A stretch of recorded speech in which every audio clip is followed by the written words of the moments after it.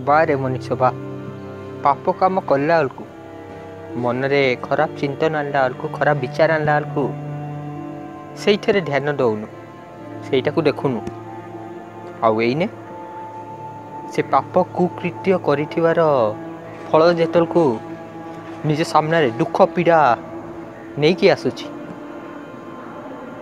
कहूँ कि या सही पारिनी ता जो पुणी कौन ना केते पूजा पाठ केते जप केते नाना धरने रीति रवाज करुची कहीं ना से पाप कर्म करिथिबा फलरू मुक्त पाई पारे जाते कि मुझे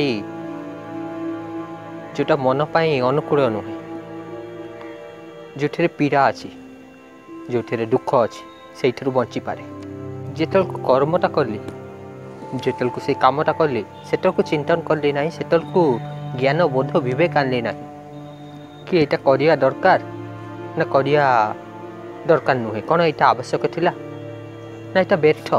अनावश्यक बा यही काम पाई अलग भी विकल्प थिला अलग भी ऑप्शन थिला मो पाखे तथा कौन ये वास्तव में राष्ट्र हित अच्छी समाज कल्याण हित अच्छी मनुष्यर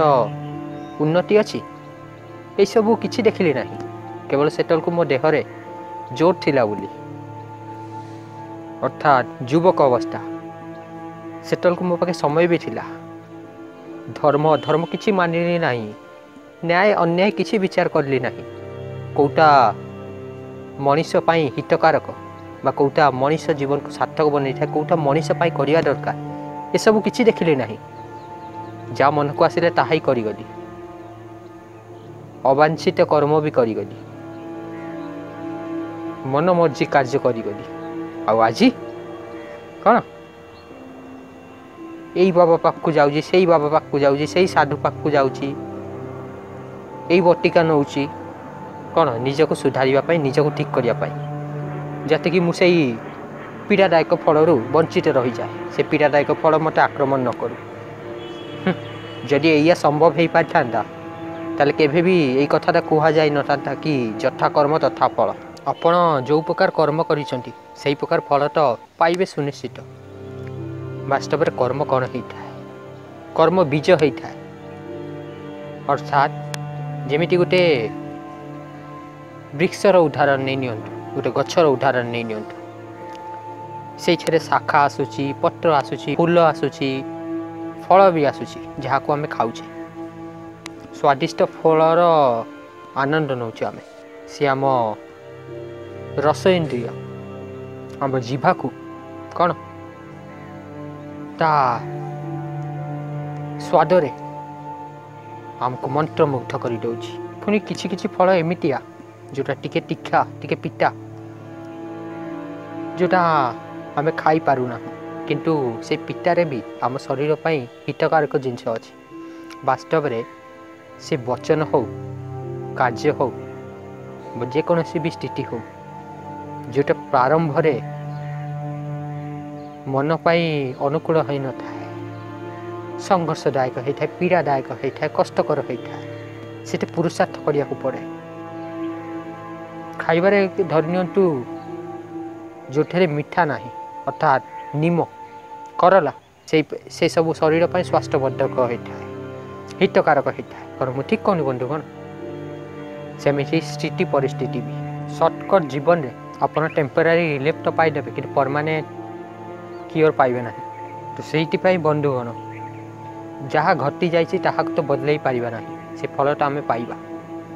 जमीती गछर मु कथाटा कहली से जो शाखा फूल फल पत्र आसूची से सब आसूची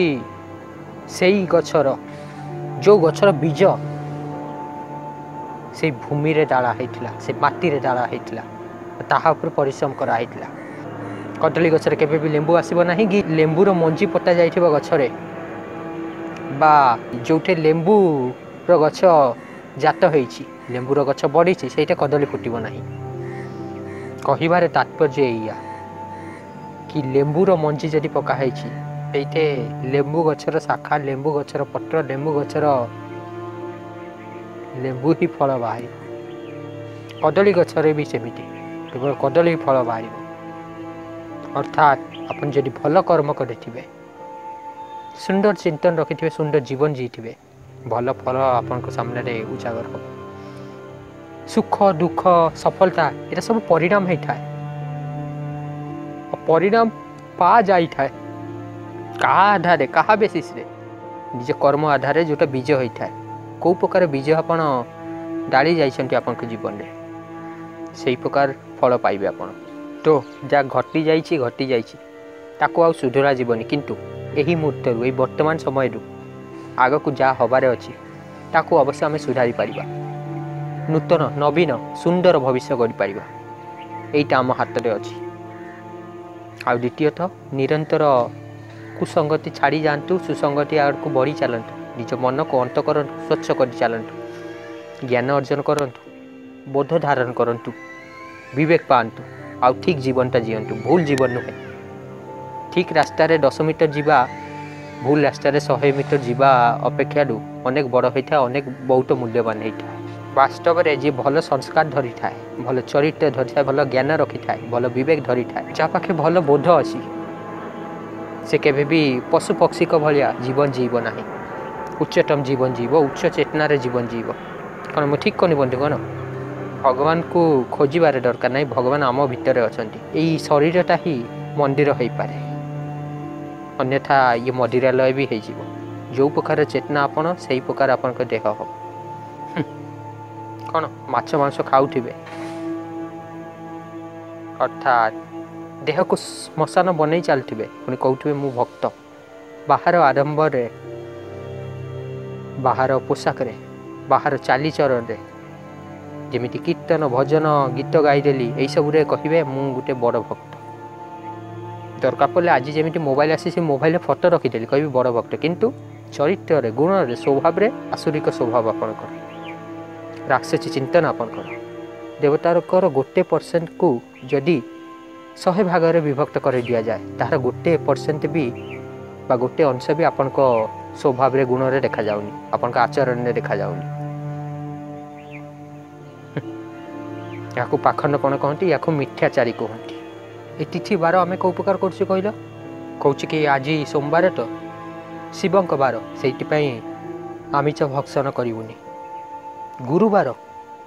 लक्ष्मी बार आमिष भक्षण करूनी। बाकी 5टा दिन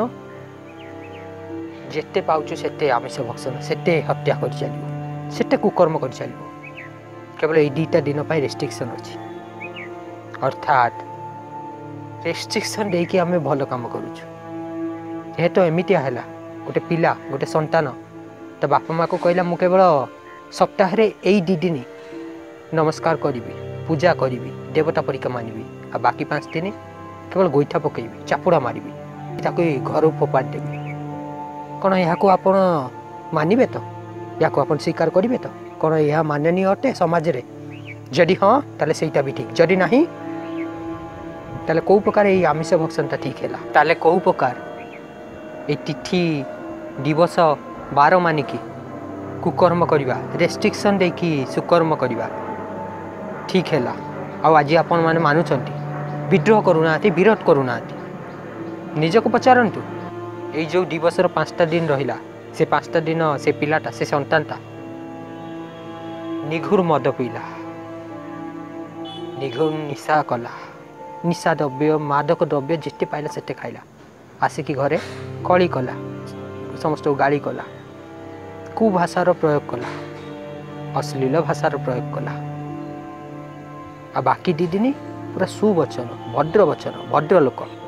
कौन या ठीक कहे ना पाखंडपण कहे ना से सम्मान अधिकारी नुहे निसंदेह समस्ते कहे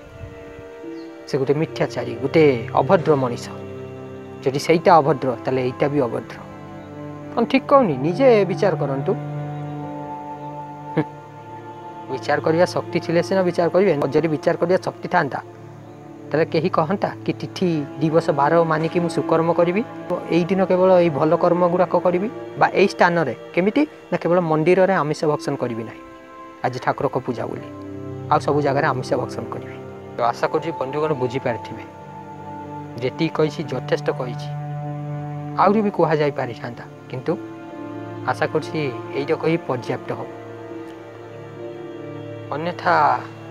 ଏଇସବୁ କଥାବାର୍ତ୍ତା ସମସ୍ତେ ମିଶିକି ଯେତେବେଳେ ଚର୍ଚ୍ଚା କରାଯାଏ ଭଲ ଲାଗିଥାଏ। ଏମିତିଆ ଏକୁଟିଆ ଚର୍ଚ୍ଚା କଲେ ନୁହେଁ। ତ ନିଜ ଜ୍ଞାନ ବୋଧ ବିବେକରେ ଯେତେ ଅନ୍ଧ ମାନ୍ୟତା, କୁବିଶ୍ୱାସ, ଅନ୍ଧ ପରମ୍ପରା ଚାଲୁଛି ତାକୁ କାଟି ଯାଆନ୍ତୁ। ଯେଉଁଠି ସତ୍ୟ ବଢ଼ିଥାଏ, ନ୍ୟାୟ ବଢ଼ିଥାଏ, ଧର୍ମ ବଢ଼ିଥାଏ, ସେଠି ରାଷ୍ଟ୍ରର କଲ୍ୟାଣ ହୁଏ, ସମାଜର କଲ୍ୟାଣ ହୁଏ, ଆଉ ଆମର ବି କଲ୍ୟାଣ ହୁଏ।